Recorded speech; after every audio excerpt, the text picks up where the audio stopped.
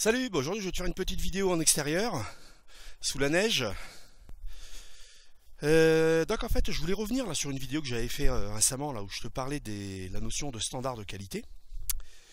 Et en fait en préparant la mise en ligne de la vidéo sur ma chaîne YouTube, je me suis aperçu qu'en fin de compte il y a un petit élément que j'aurais dû un peu plus développer.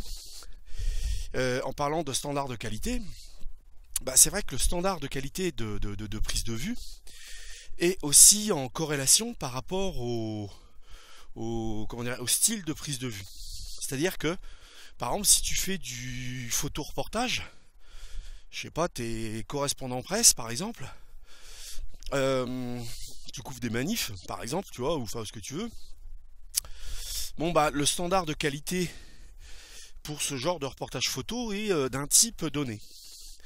Par contre, le standard de qualité pour la prise de vue, par exemple en portrait studio, il est d'une toute autre nature. Tu comprends bien. Ce que je veux dire par là, c'est que, en poussant plus loin là, le concept de standard de qualité, il faut se rendre compte que chaque type de prise de vue a aussi un standard de qualité qui est associé. Par exemple, dans la photo macro, tu te souviens, je t'avais fait des vidéos où je te présentais mon setup macro, tout ça, mon matos. Là, c'est le genre de type de prise de vue où on prend quand même son temps, où on prépare sa photo, où on s'installe, où on déploie son trépied, son monopode, etc. Et encore une fois, pour mettre ce type de pratique photo avec un autre genre, par exemple, je te dis, le reportage photo, type correspondant presse, comment dirais-je, les conditions de prise de vue font que le standard de qualité va être différent. C'est plus de la photo prise sur le vif, c'est évidemment un setup réduit.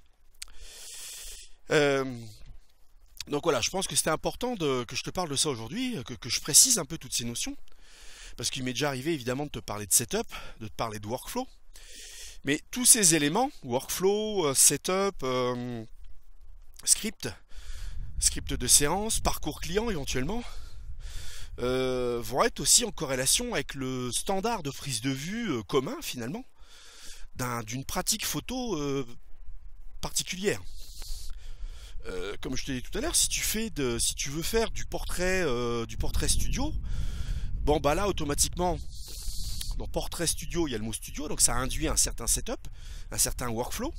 Encore une fois que toi tu peux évidemment personnaliser, hein, selon ton exigence, selon ton standard de qualité à toi de cette pratique donnée de la photo. Mais si je mets en opposition la pratique photo type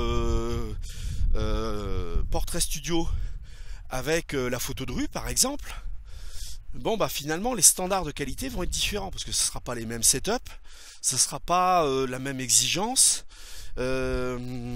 D'ailleurs, l'exigence est aussi induite par ce que l'on veut, par le but finalement, par l'intention du photographe. Hein.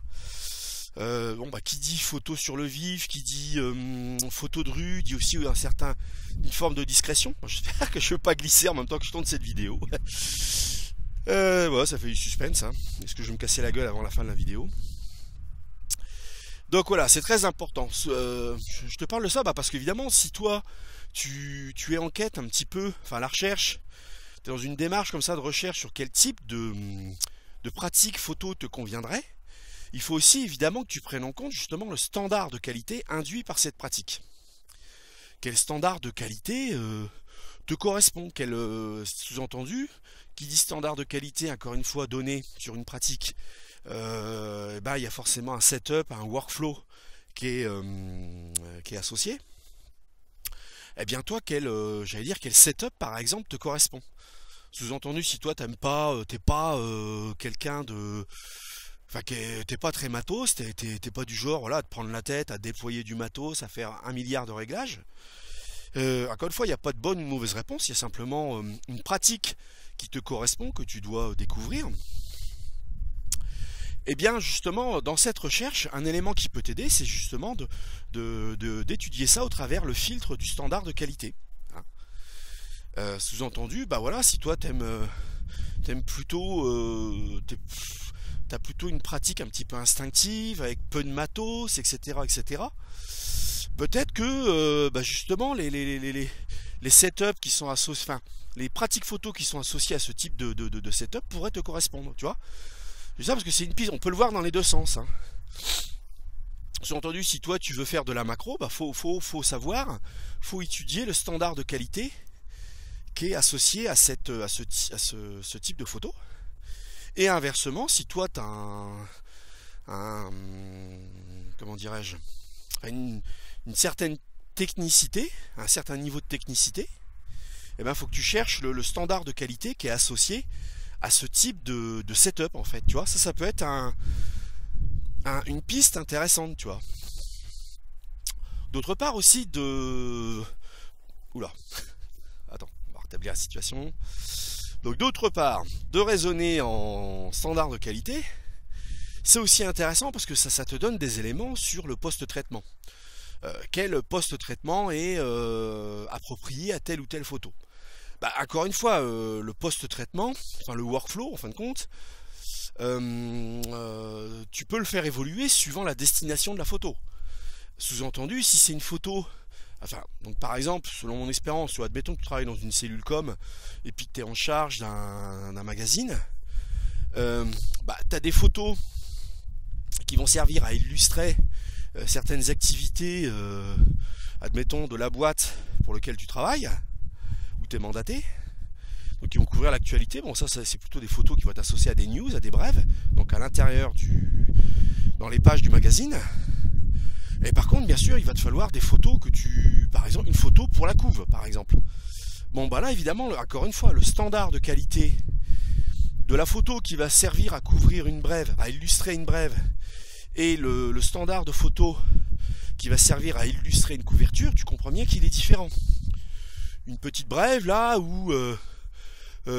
qui est en relation avec Bernard Dinanard qui prend sa retraite et puis qui faisait son pot de départ, bah tu vois le standard de photo pour illustrer ce type de brève, va être d'un certain niveau, d'un certain type. Par contre, la photo qui devront servir à illustrer la couverture, devront être d'un autre type, tu vois. Alors là, ce que je te dis, ça semble aller de soi. Mais je vois, pour pas nommer, par exemple, je vois la commune où je réside, Cézanne, dans la Marne.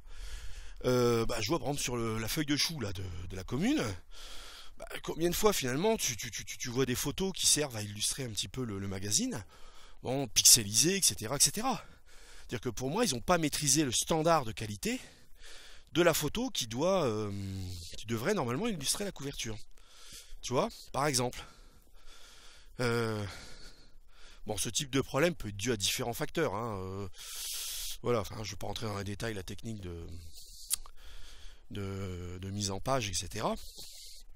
Enfin, voilà quoi. Donc, tout ça aussi pour dire que dans un shooting, tu as des photos, tu vois tout de suite qu'elles ont un certain potentiel. Potentiel, admettons commercial, parce que, admettons, si ton but c'est de vendre tes photos à tes clients, à la personne par exemple que tu photographies, bon voilà, tu vois tout de suite qu'il y a des photos, elles ont plus de potentiel que d'autres. Bon voilà, ça c'est des photos, tu vas peut-être pousser un peu plus le post-traitement, tu vois, par exemple. Tu vas peut-être pousser un peu plus l'optimisation. Enfin voilà, tu vois, donc c'est... Oula, tu sais, je vais me casser la gueule avant la fin de la vidéo. Donc, c'est très important. Moi, je raisonne vraiment, est-ce que c'est une habitude due à l'imprimerie, certainement, mais de raisonner vraiment en standard de qualité. Et c'est aussi pour ça que c'est intéressant. Si lié à ton activité photo, tu as une pratique qui est associée, tiens, toujours pareil, admettons que tu es correspondant presse, c'est aussi intéressant, justement, encore une fois, via une démarche exploratrice, dont je te parle assez souvent, d'explorer d'autres genres photographiques, parce que aux autres genres photographiques que tu vas explorer, encore une fois, il y aura des standards de qualité associés. Et au travers de ces standards de qualité, encore une fois, ça va te faire explorer des méthodes, des workflows, des post-traitements, aussi des setups éventuellement que tu n'utilises pas dans ta pratique habituelle. Et ça va aussi être formateur. Ça va aussi être enrichissant pour toi. Par exemple, je t'en ai déjà parlé à de nombreuses reprises. Je t'ai expliqué que moi, je me suis retrouvé à faire de la photo sportive. Photo pour couvrir des matchs de basket. Et puis bon, un peu par défi, puis voilà, ouais, par goût de la nouveauté, je me suis un peu pris au jeu. Eh bien, cette pratique m'a fait aussi développer des workflows adaptés. Parce que évidemment, tu travailles différemment lorsque tu dois retraiter, c'est-à-dire procéder à l'editing et l'optimisation de la sélection issue de cet editing.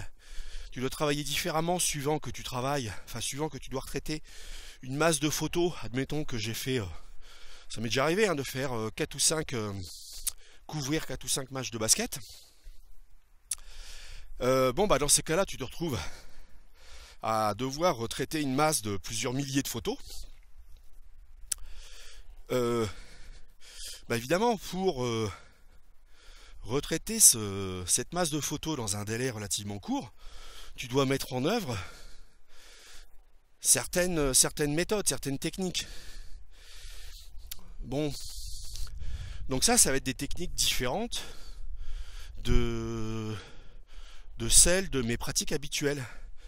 Moi, je fais plutôt du portrait, shooting mode, photo sociale en fait. Sachant que précédemment, bien sûr, j'avais une pratique de la photo liée à mon activité au sein d'une cellule communication. Mais enfin, donc là où je voulais en venir, c'est que dans la photo que je pratique habituellement, je travaille en RAW par exemple, en DNG pour être précis. Par contre, dans la photo sportive, tu comprends très vite pourquoi il faut travailler en JPEG. Parce que, excuse-moi. Dans la photo sportive, tu dois donc être réactif, mais en même temps, tu as une masse de données assez importante à traiter, dans un délai idéalement le plus court possible. Donc, par exemple, tu vas prendre l'habitude de travailler en JPEG, pour travailler avec des fichiers plus légers. Sachant que ces fichiers, suivant en bout de chaîne workflow, la façon dont tu vas les diffuser, les partager, tu vois, encore une fois, tout te pousse à utiliser le JPEG. Et donc, je te parle de cette expérience-là, parce que cette expérience de sortir de mon cadre habituel de pratique photo m'a amené à développer un regard différent. Et donc c'est quelque chose qui a forcément contribué à m'enrichir. Au niveau de mon expérience, voilà.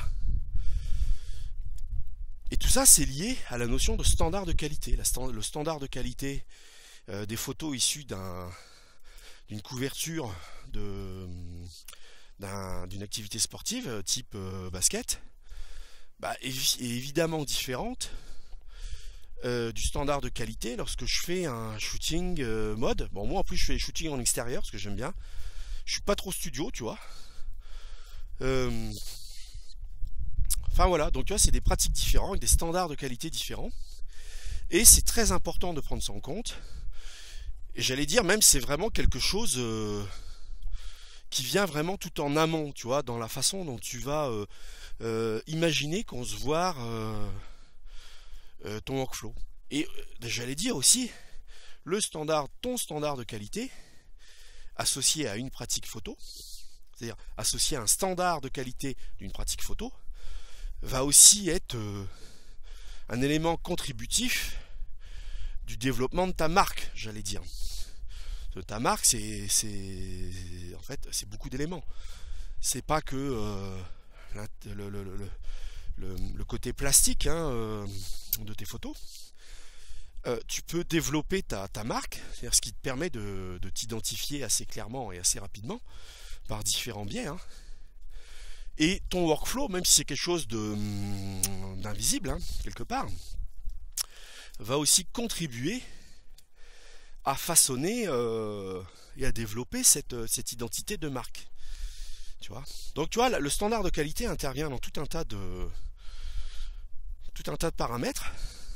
C'est-à-dire que c'est associé à une pratique photo donnée, c'est associé à la destination de tes photos. Je te donnais l'exemple d'une photo qui doit servir à illustrer une brève, ou une autre photo qui doit servir à illustrer une couverture.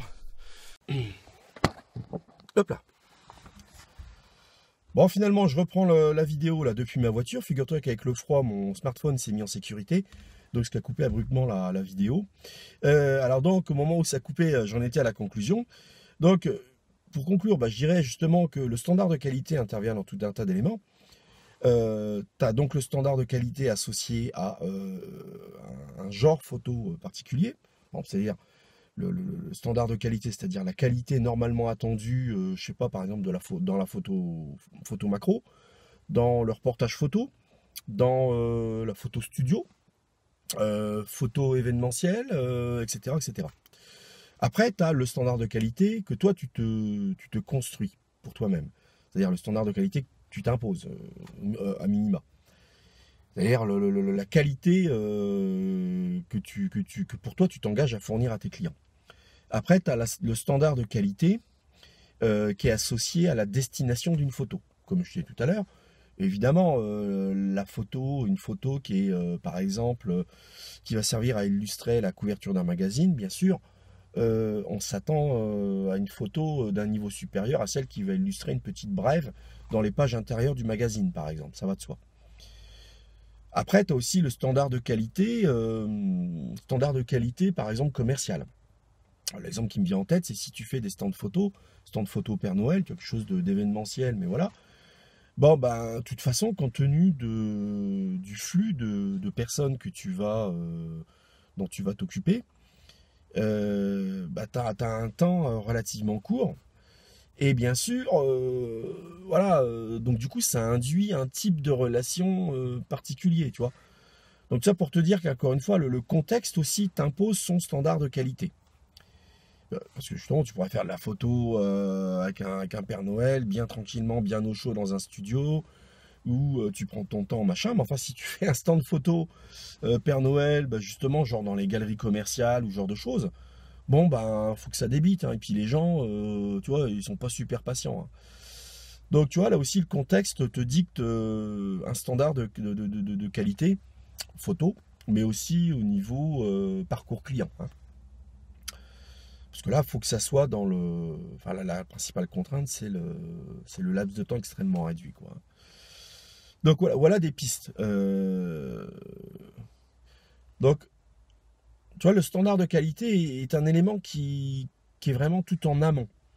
Et ce qui est en aval sont les conséquences de ce standard de qualité. Sont les conséquences en termes de setup mis en place. Alors, encore une fois, ça peut être lié au standard de qualité, lié au contexte, lié à la destination des photos, lié à une pratique, à un genre photographique donné. Mais bon, voilà, tu vas mettre en place un certain setup par rapport à ce standard de qualité. Ainsi qu'un workflow, etc. Donc, tu vois, tout ça, finalement, c'est des résultantes de ce qui est ici en amont, c'est-à-dire le standard de qualité. Donc, c'est pour ça que c'est très intéressant de comprendre ce concept, parce que ça va vraiment t'aider à travailler. Ça va vraiment t'aider à pas trop en faire quand il faut pas trop en faire, et au contraire, ça va te donner des éléments de savoir quand est-ce qu'il faut peut-être fignoler ou chiader un peu plus ses photos, tu vois. Alors je tenais à te parler de ce sujet aujourd'hui, parce que c'est vrai que finalement le standard de qualité, ce concept, on en entend parler assez peu. Tu vas avoir très peu de bouquins qui en parlent, très peu d'articles dans les magazines qui en parlent, très peu d'articles dans les blogs aussi, très peu de vidéos qui en parlent, alors que pour moi, j'allais dire, c'est vraiment quelque chose qui est primordial, tu vois. T'as le mindset avec lequel tu abordes la photographie, et le standard de qualité, c'est l'un des éléments qui vont constituer ce mindset, tu vois. Encore une fois, j'espère que cette vidéo va t'aider à avancer, va t'aider à réfléchir. Bon, normalement, en travaillant, en analysant ton activité, ta pratique de la photo, sous l'angle du standard de qualité, tu vas voir que ça peut que te faire avancer, que te faire travailler, que t'aider à travailler dans le bon sens. N'hésite pas à liker, puis à partager auprès de collègues que ça pourrait aider. Et puis nous, on se dit à bientôt dans une prochaine vidéo. Allez, salut!